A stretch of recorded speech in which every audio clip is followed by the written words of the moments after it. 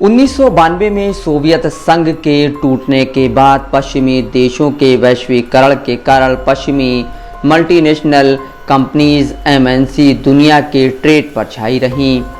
पश्चिमी बहुराष्ट्रीय कंपनियां एमएनसी लंबे समय से अंतर्राष्ट्रीय व्यापार और निवेश की मुख्य एजेंट रहीं, मगर अब चीन के कपड़े से लेकर इलेक्ट्रिक कार और मिडिल ईस्ट के तेल और गैस की दौलत ने एक नई वाणिज्यिक प्रतियोगिता शुरू कर पश्चिमी देशों की दिग्गज मल्टीनेशनल कंपनियों और बैंकिंग व्यवस्था को खतरे में डाल दिया है।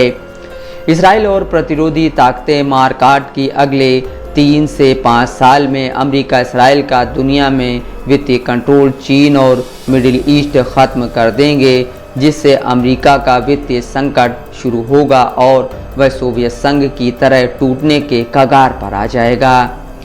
अमेरिकी पूर्व राष्ट्रपति ओबामा के समय से मिडिल ईस्ट को अरब स्प्रिंगर युद्ध क्षेत्र बनाया गया और चीन साउथ चाइना समुद्र को दूसरा युद्ध क्षेत्र बनाने की कोशिश की जाती रही ताकि चीन को भी सोवियत संघ की तरह तोड़ा जा सके, मगर फरवरी 2022 में रूस का यूक्रेन में युद्ध छेड़ना और अक्टूबर 2023 से इसराइल प्रतिरोधी ताकतों के 10 महीने से चल रहे संघर्ष ने अमरीकी साजिशी तंत्र इसराइल लॉबी को असफल कर दिया।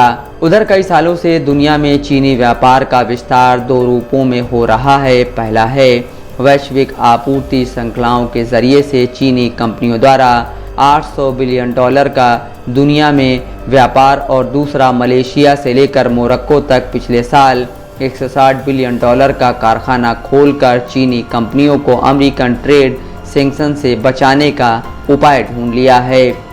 चीनी कंपनियां और मिडिल ईस्ट की दौलत ने इंडोनेशिया से लेकर अफ्रीका तक हर जगह निवेश कर एक जाल फैला दिया है। तुर्की अपनी सैन्य शक्ति अफ्रीका में फैला रहा है। तुर्की जिसकी आबादी 8 करोड़ है और अर्थव्यवस्था $1 ट्रिलियन की है, वह मिडिल ईस्ट के जीसीसी देश जिनकी अर्थव्यवस्था $3 ट्रिलियन की है उससे फ्री ट्रेड एग्रीमेंट FTA कर अगले 5 साल में $8 ट्रिलियन की अर्थव्यवस्था बनाने में लगा है। प्रतिरोधी ताकतों के नेता हानिया का कत्ल अमरीकी तंत्र ने करवाकर अमेरिका को दुनिया में अकेला ला खड़ा किया है। अमेरिका मिडिल ईस्ट की जंग में बहुत बुरी तरह हारेगा क्योंकि यहाँ इसके साथ कोई अलाइज नहीं है। सोवियत संघ को तोड़ने में यूरोप की आर्म्स स्टिंगर मिसाइल्स थी, मगर अरब का पैसा था। अमेरिका में नवंबर में ट्रंप या कमला कोई चुनाव जीते वह यूक्रेन जंग रूस से नहीं जीत सकते हैं क्योंकि यहाँ भी अमेरिका को यूरोपियन एलाइज बहुत कम साथ दे रहे हैं और तेल उत्पादक अरब देश यूक्रेन को पैसे से मदद करने को तैयार नहीं हैं।